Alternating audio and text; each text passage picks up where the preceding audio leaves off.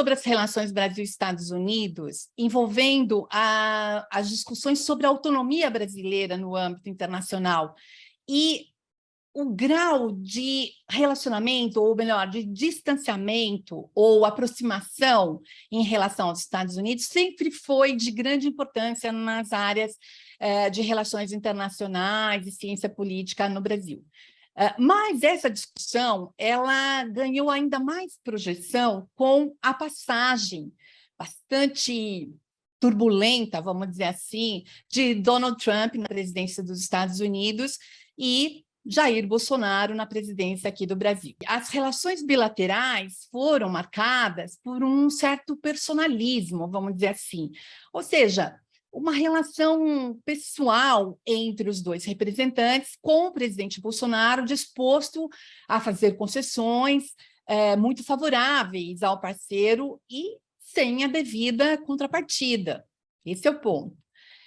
E o Bolsonaro e membros da ala ideológica aqui no Brasil, incluindo o seu filho, o deputado Eduardo Bolsonaro, desempenhando o papel de presidente da Comissão de Relações Exteriores da Câmara, se viam como membros da família ideológica de Trump e, assim, demonstraram compromissos com as mesmas bandeiras ou lutas políticas, né, de Donald Trump.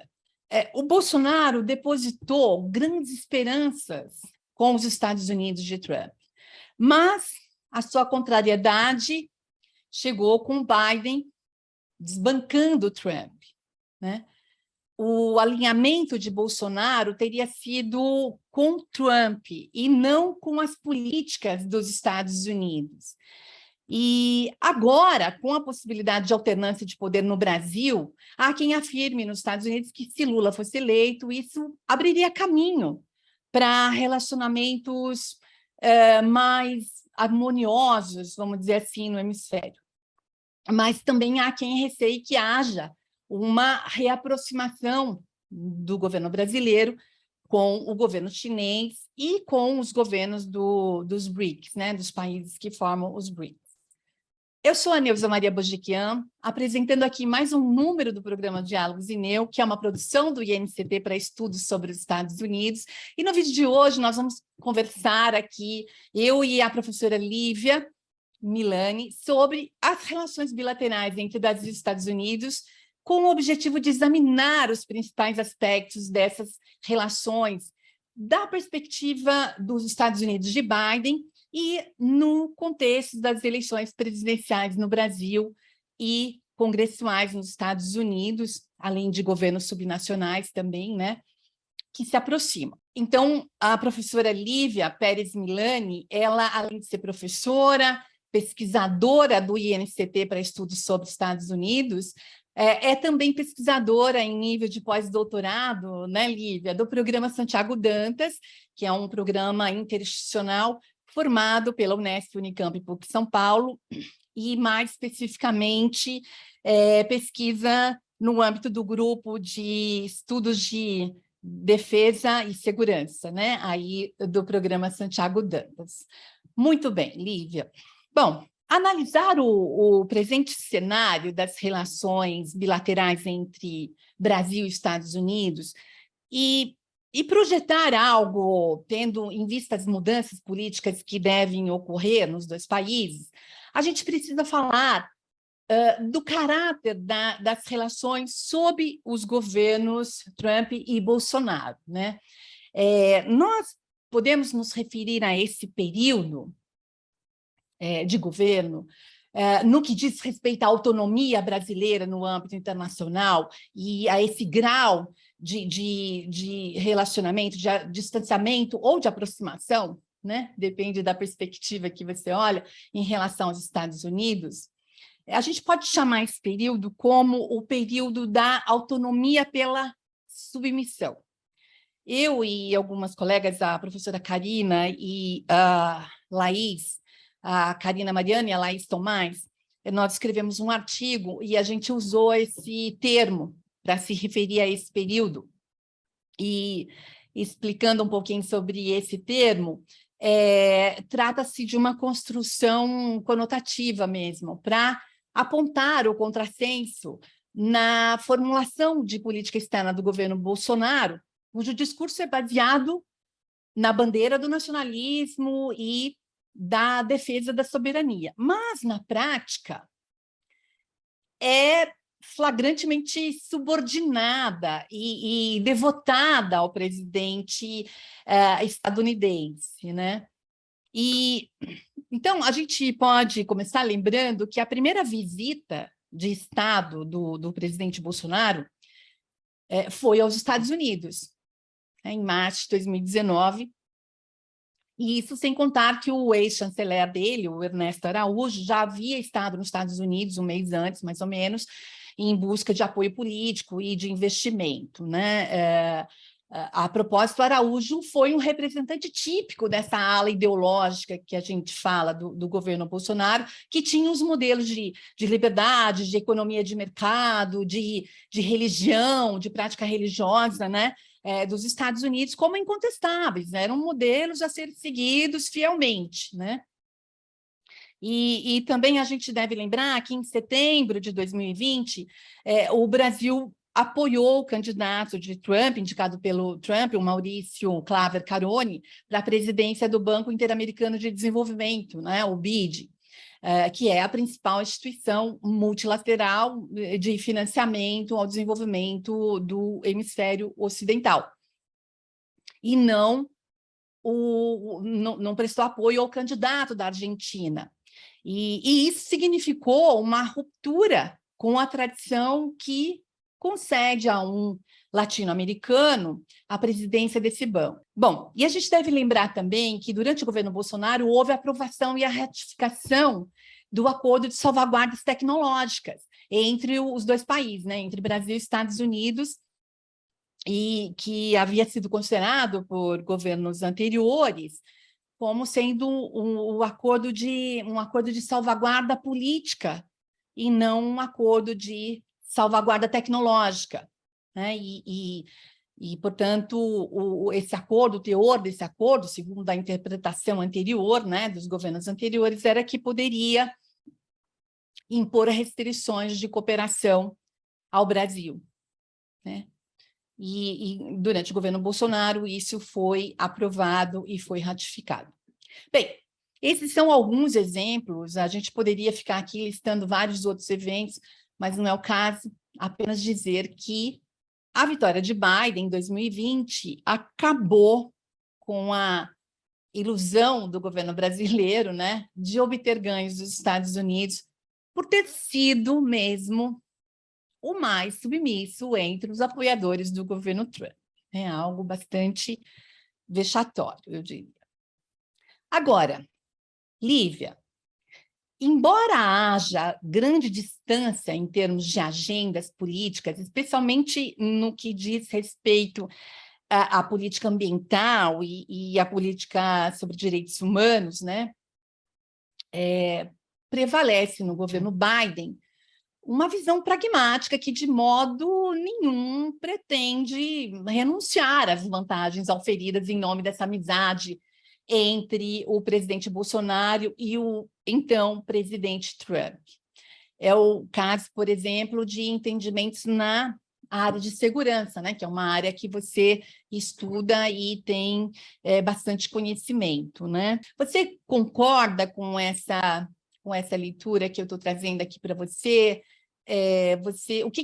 Como que você caracterizaria essa política, né, esse momento aí da política externa, essa submissão, né, esse alinhamento aí bastante próximo, né, bastante incondicional?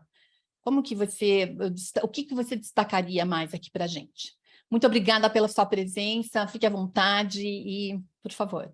Muito obrigada, Neuza, pelo convite. Para mim é uma felicidade muito grande participar do Diálogo Zeneu, porque desde o início eu acompanho o programa de vocês e me parece uma iniciativa incrível, tanto para democratizar como também para aprofundar a discussão sobre Estados Unidos no Brasil.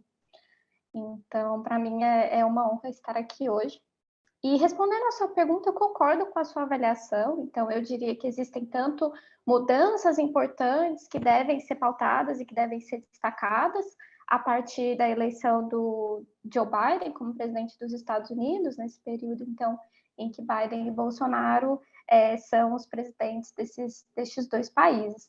Mas existem também algumas continuidades que muitas vezes são entendidas como algo que ficam no segundo plano, mas que me parece que tem uma importância muito grande para as relações entre esses dois países e também que tem consequências em termos de autonomia para o Brasil. Então, eu vou dividir minha fala falando primeiro sobre algumas das mudanças que eram esperadas e que de fato se concretizaram, e depois eu falo um pouquinho sobre essas continuidades, sendo que me parece que você já destacou algumas das mais importantes delas. Então, pensando primeiro no que de fato mudou, existia, desde que Biden foi eleito, uma expectativa muito grande de mudança, e me parece que houve algo que talvez tenha até algum grau de ineditismo nos Estados Unidos, porque o que acontece é que o Brasil se tornou tema, inclusive, de discussão nos Estados Unidos, porque Bolsonaro é visto como um ator político que copia Trump em diversos aspectos. Então,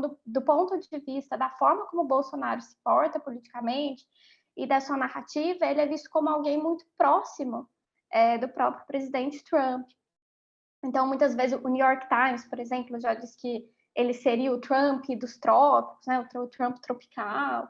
Então, essa é uma narrativa que não está ausente no Brasil, mas que nos Estados Unidos também é bastante reforçada. Então, havia essa leitura dos democratas, de forma geral, de Bolsonaro como sendo alguém muito próximo a Trump, e inclusive, em razão disso, Biden tinha que mostrar algum distanciamento em relação ao presidente brasileiro. Então, existiam descompassos importantes, visões de mundo diferentes, e essa demanda do presidente e dos próprios democratas por um afastamento com relação ao Brasil.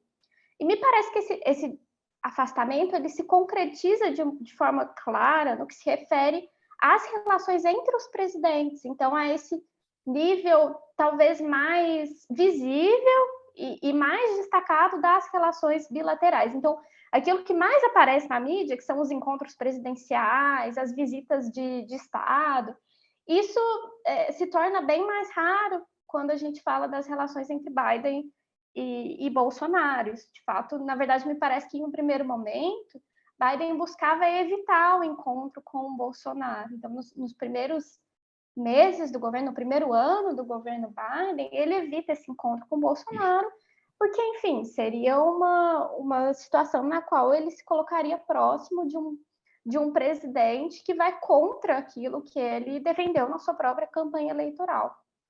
Então, nesse primeiro ano, Biden e Bolsonaro praticamente só se comunicam através de carta, não existe telefonemas, não existem encontros. Eles acabam se encontrando esse ano, no âmbito da Cúpula das Américas, mas me parece que em uma situação na qual Biden ficou um pouco sem saída também, porque foi uma situação na qual os Estados Unidos organizaram a Cúpula das Américas e essa cúpula ficou um tanto quanto esvaziada. Então, vários presidentes da região decidiram não ir em razão da exclusão de alguns outros países. Então, Nicarágua, Cuba, Venezuela não foram convidadas e, em razão disso, outros presidentes decidiram não ir. E o Brasil, não em razão disso, mas o Brasil também não havia confirmado sua presença, né? Ou melhor, o presidente brasileiro não havia confirmado sua presença. Então, Biden envia um emissário para o Brasil, e aí, em razão disso, é organizada uma cúpula bilateral também, além da cúpula multilateral, eles fazem uma reunião bilateral, e Biden e Bolsonaro, pela primeira vez, se encontram. Mas eles se encontram numa situação que não me parecia muito confortável para Biden, e na qual ele foi, não diria que forçado pelas circunstâncias, mas algo próximo disso. Não era o que de fato ele preferia, não era a preferência dele naquele momento ter se encontrado com o Bolsonaro. Então, desse ponto de vista das presidências, existe esse distanciamento. Em algumas outras pautas que são muito importantes, também existe um distanciamento que me parece muito relevante. Então, do ponto de vista do meio ambiente, as discussões sobre meio ambiente dominaram bastante as relações bilaterais, principalmente durante esse primeiro ano de governo. Então, há uma demanda dos Estados Unidos muito forte para que o Brasil tenha uma política de proteção na Amazônia, e isso soa muito mal para o governo Bolsonaro, então há certos limites ao que pode acontecer nesse campo. E esse ano, outro tema que ganhou repercussão importante foi a guerra da Ucrânia. Então, o fato de que o presidente brasileiro decidiu visitar a Rússia poucos dias depois que a invasão russa à Ucrânia se concretizasse, no momento no qual aquilo, não sei se já era previsível, mas a retórica dos Estados Unidos, então os Estados Unidos já diziam que haveria uma invasão, e mesmo assim o Bolsonaro decide visitar a Rússia e se encontrar com o presidente Putin. Então isso também foi algo que levou a um afastamento importante e levou a críticas importantes dos Estados Unidos com relação à posição que o Brasil adotou naquele momento. E não só o Brasil, outros países da América Latina também foram criticados. Então, o presidente da Argentina, o Alberto Fernandes, também visitou Moscou em um momento anterior, mais próximo. Então, me parece que isso foi algo que impactou bastante as relações bilaterais nesse momento, nesse ano, né, no ano de 2022. E depois a gente tem, inclusive, as eleições no Brasil, que se tornam um tema de destaque político nos Estados Unidos, mas que a gente pode conversar a seguir em outro momento.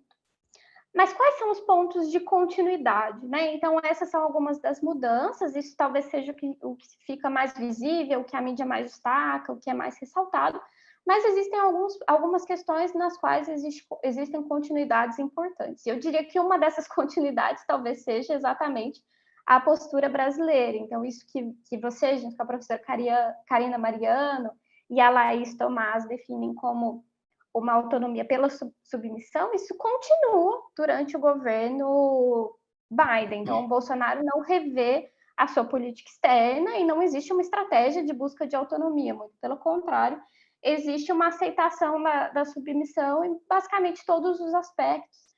Talvez o único aspecto no qual o Brasil reafirme de fato, né, e principalmente do ponto de vista da retórica, sempre apresente a questão da soberania como algo importante, é no que se refere à Amazônia. E aí também de uma forma bastante negativa, porque apresenta essa questão da soberania quase como se fosse uma justificativa para a continuidade de políticas bastante desastrosas no que se refere à proteção da floresta. E enfim, ia colocar um limite, um freio ao desmatamento. Então, esse talvez seria uma primeira continuidade, o fato de que não há uma mudança na política externa brasileira nesse aspecto específico, então não há uma busca, não há uma estratégia de autonomia por parte do Brasil. Uma segunda continuidade são esses legados, então essas concessões que o Brasil fez durante o período Trump-Bolsonaro, que continuam no momento presente. Então, nesse texto que vocês destacaram, o acordo de salvaguardas tecnológicas referente ao Centro de Lançamentos de Alcântara, isso é algo que continua, não foi revisto, e é uma concessão importante que foi feita pelo Brasil e que tem efeitos para a política espacial brasileira. Então, esses limites que foram impostos anteriormente à política espacial brasileira, eles continuam durante esse período, Biden-Bolsonaro, e provavelmente eles se manterão ao longo do tempo, a menos que algumas dessas partes escolha rever esse acordo, que teria um peso político muito importante, muito gritante. Então, é pouco provável que aconteça. Então, este é um aspecto específico que tem efeitos de longo prazo e que me parece que permanece para os próximos anos, para as próximas décadas, nas relações bilaterais entre esses dois países. E um segundo aspecto que me parece importante é uma intensificação das relações na área de defesa, das relações principalmente entre os militares. Existe um artigo acadêmico que foi publicado por um autor que atualmente está sediado na China, ele se chama Daniel Morales Ruvalcaba, e depois eu posso te passar o texto para você incluir nas referências. E nesse texto, ele faz uma análise de discurso, uma análise de conteúdo, na verdade, de discursos do Trump e do Bolsonaro, que mostram que as temáticas de defesa ganharam uma proeminência nesse momento. Então, geralmente, antes disso, as questões econômicas, meio ambiente, eram questões que tinham uma proeminência principal, né? Então, que ficavam em primeiro, em segundo lugar, como temas mais importantes das relações bilaterais. E durante esse período Trump e Bolsonaro, as questões de defesa ganham uma importância. Então, isso se torna, isso ganha talvez uma prioridade que não havia em um momento anterior. E isso me parece que continua no governo Biden, no período, né, nesse momento de conjunção entre Biden e Bolsonaro. Talvez menos no discurso, mas mais nas práticas, no que de fato é feito. Então, para exemplificar isso, eu queria chamar a atenção para alguns treinamentos bilaterais que têm acontecido, alguns treinamentos militares conjuntos entre Brasil e Estados Unidos que aconteceram nos últimos anos. Então, desde algum tempo, na verdade, a gente consegue retomar o início desses treinamentos militares conjuntos entre Brasil e Estados Unidos, que acontecem tanto em território brasileiro quanto no território dos Estados Unidos, é o governo Temer. Então, já antes de Bolsonaro, havia isso, que foi uma novidade. Então, quando aconteceu o primeiro treinamento no Brasil, o primeiro treinamento militar no Brasil, com presença de tropas estadunidenses, que foi um treinamento que aconteceu na região da Amazônia, e que tinha como tema principal questões logísticas e questões humanitárias, isso foi muito ressaltado, isso foi muito noticiado. Só que desde então aconteceram outros treinamentos importantes que acabaram talvez não sendo tão noticiados assim, não sendo tão ressaltados pela mídia, mas que representam uma intensificação das relações entre os militares, e isso me parece que tem uma consequência também de longo prazo. Então, só para ressaltar alguns destes, ano passado, em fevereiro, algumas centenas de militares brasileiros foram aos Estados Unidos em fevereiro para realizar um treinamento, junto com militares do Comando Sul.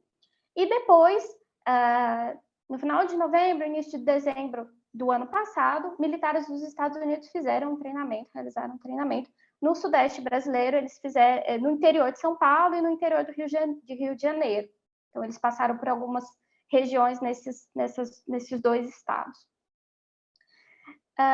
E esse ano, novamente, alguns militares brasileiros já foram treinar nos Estados Unidos.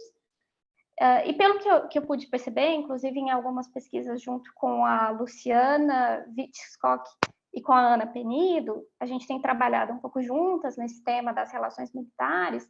Existe um acordo entre os exércitos dos dois países e há um planejamento de realização desse tipo de treinamento até 2028.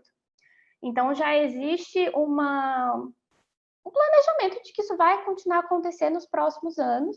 E, de novo, isso é algo que seria muito difícil de ser contestado, de ser, enfim, de deixar de acontecer, mesmo que haja uma mudança política importante no Brasil. E mesmo que o Brasil retome uma estratégia de busca de autonomia, o que pode acontecer a depender do resultado das eleições, esse é um tema que vai ser difícil que o Brasil deixe de fazer esses treinamentos junto com os militares dos Estados Unidos, pelo menos até o momento em que tenha um fim, né? Que chegue o fim desse tratado. Enfim, não é um tratado internacional especificamente, mas é um acordo entre um plano de ação entre esses dois exércitos.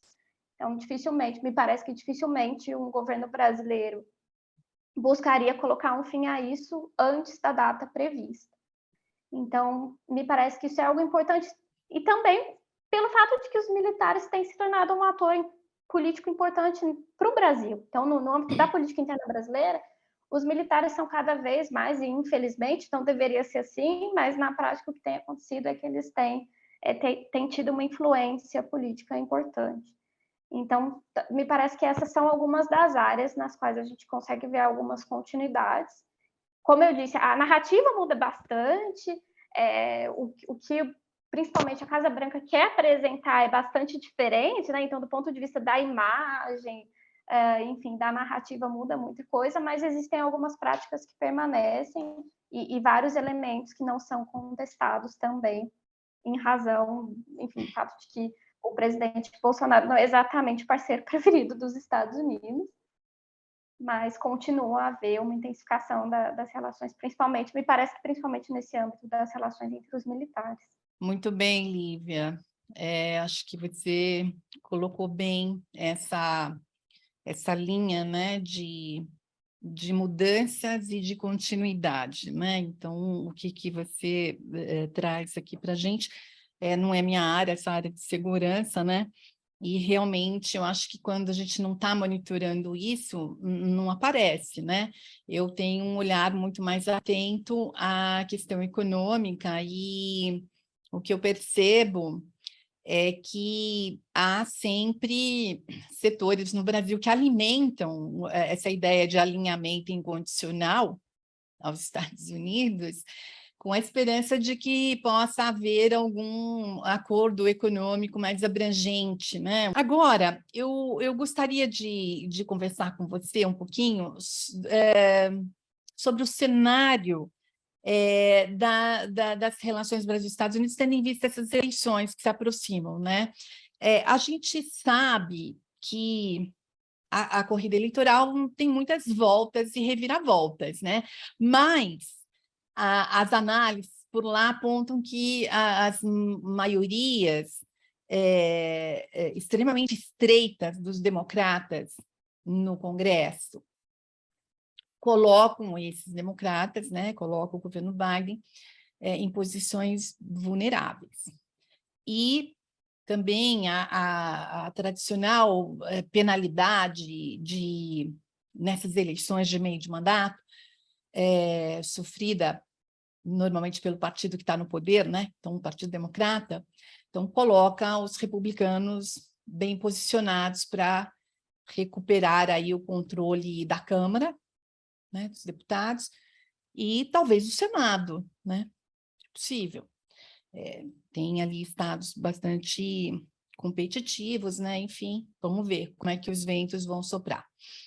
Então, como que você interpretaria, né? Ou melhor, como que você projetaria isso, né? O que significa essa possibilidade de troca, né? De poderes? O que a gente pode esperar, né, na sua avaliação? Como é que você está projetando aí suas análises, né, o seu cenário?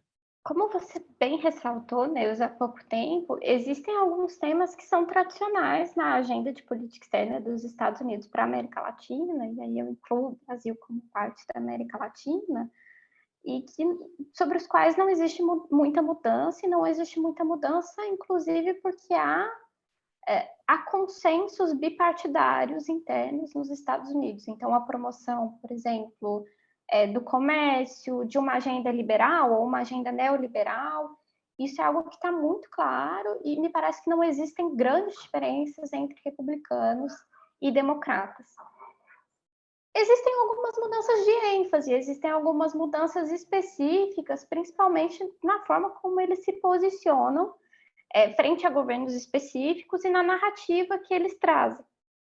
Então, como a gente havia, inclusive, já conversado anteriormente, se a gente for analisar a política externa dos Estados Unidos para a América Latina nesse momento e as relações bilaterais Brasil-Estados Unidos, se a gente for para além da Casa Branca, no Congresso, especificamente, existe um grupo de congressistas, de deputados e senadores democratas que tecem críticas muito mais enfáticas ao Bolsonaro do que o próprio presidente Biden tem feito.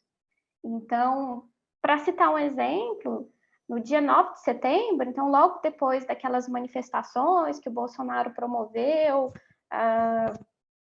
enfim, na qual, de novo, uma retórica um tanto quanto golpista, uma ideia de tentar colocar dúvidas com relação à lisura e à transparência das eleições no Brasil, das urnas eletrônicas no Brasil. Então, depois disso, um grupo específico de deputados e senadores democratas dos Estados Unidos, são mais de 30, eles assinaram uma carta na qual eles manifestavam apoio à visão que o governo Biden tem manifestado com relação às eleições no Brasil, mas eles dizem que seria necessária uma postura ainda mais enfática. Então, para deixar talvez isso um pouco mais claro, um pouco mais didático, Desde algum tempo, a Casa Branca tem soltado tem feito algumas manifestações de diferentes formas, dizendo que acredita na transparência das eleições brasileiras, nas instituições eleitorais brasileiras, então fazendo algumas manifestações bastante favoráveis ao TSE e à importância e enfim, a confiabilidade das urnas eletrônicas e do processo eleitoral no Brasil. Então, esses senadores e deputados, eles concordam com isso, mas eles dizem que é preciso fazer mais, eles dizem que é preciso deixar muito claro que, caso haja, de fato, alguma contestação das eleições no Brasil, o Brasil ficaria totalmente isolado no cenário internacional e os Estados Unidos garantiriam que isso acontecesse.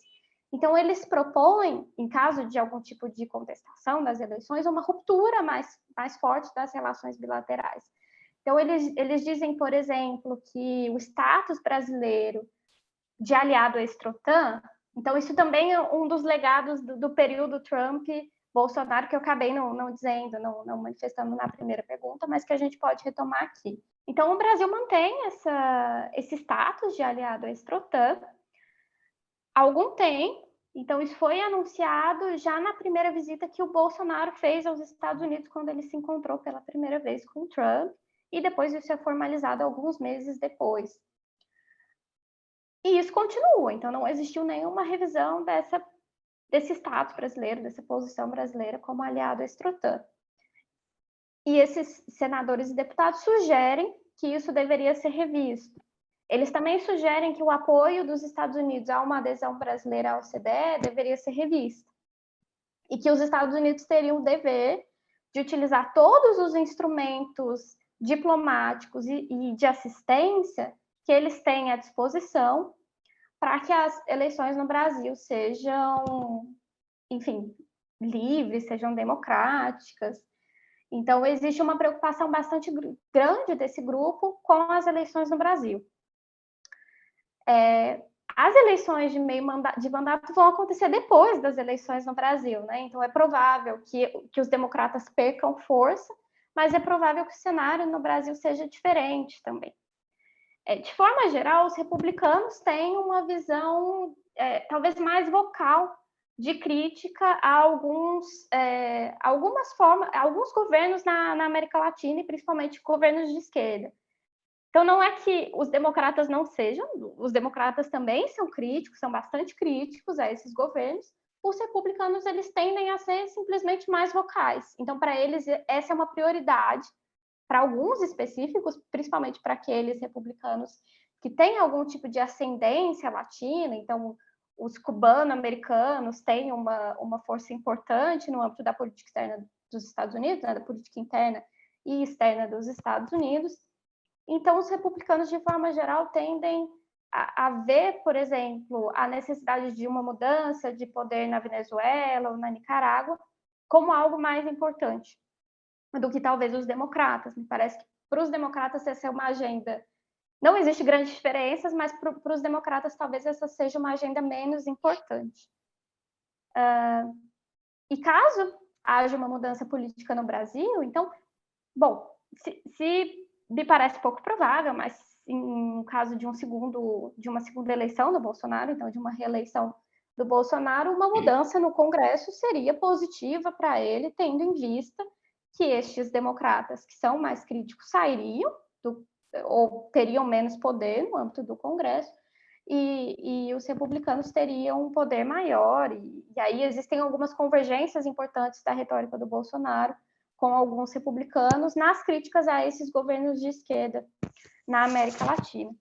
Mas no caso de um governo do PT, que talvez seja o mais provável, pelo menos é o que as pesquisas indicam, então, caso isso se concretize, me parece que isso é um desafio para o Brasil também.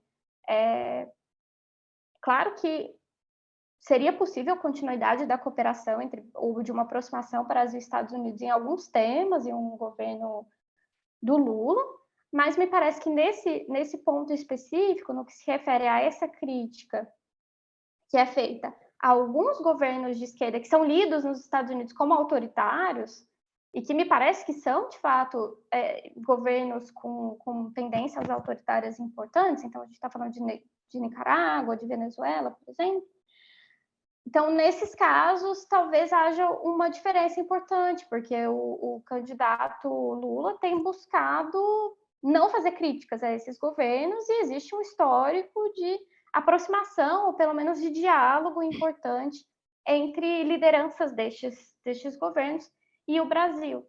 Então, talvez este seja um ponto de descompasso entre Brasil e Estados Unidos e um eventual governo Lula, o que não significa que vai haver um descompasso total, eu estou falando desse ponto específico, e no qual republicanos, um aumento da presença dos republicanos no Congresso poderia influenciar, fazendo com que esse tema se torne mais importante do que é na atualidade, por exemplo. Então, eu tendo a ver por aí. E isso sem dizer do fato de que para o próprio presidente Biden vai ser muito mais difícil aprovar certos tipos de agenda no Congresso, e isso pode ter impactos importantes, seja para assistência em segurança, mas também assistência econômica na América Latina. Então, esses são alguns pontos nos quais me parece que as eleições no Congresso dos Estados Unidos podem impactar nas relações bilaterais Brasil-Estados Unidos nos próximos anos. Muito bem, Lívia. Eu gostaria de comentar sobre essa sua fala, mas eu acho que isso vai dar caldo para um outro vídeo nosso, tá? Que a gente vai fazer. Por aqui a gente vai encerrando, porque senão a gente fica com um vídeo muito longo, não é a proposta nossa aqui, mas muito pertinentes esses pontos que você traz, que você apresenta aqui. Então, eu te agradeço muito, viu? Muito mesmo. E, é claro, eu agradeço muito a você que nos acompanha aqui no canal. Eu espero, mais uma vez, que vocês tenham gostado desse conteúdo. E aí, não se esqueçam de deixar um sinalzinho positivo para a gente na barrinha ali do Tinindo. E a gente vai continuar a conversar sobre esse tema com a Lívia. Vamos expandir um pouco mais essa temática, né? Vamos falar de China, né, Lívia? E em mais um vídeo, então. Então, não deixe de assistir a gente. Até mais. Até mais e obrigada mais uma vez pelo convite, Neuza.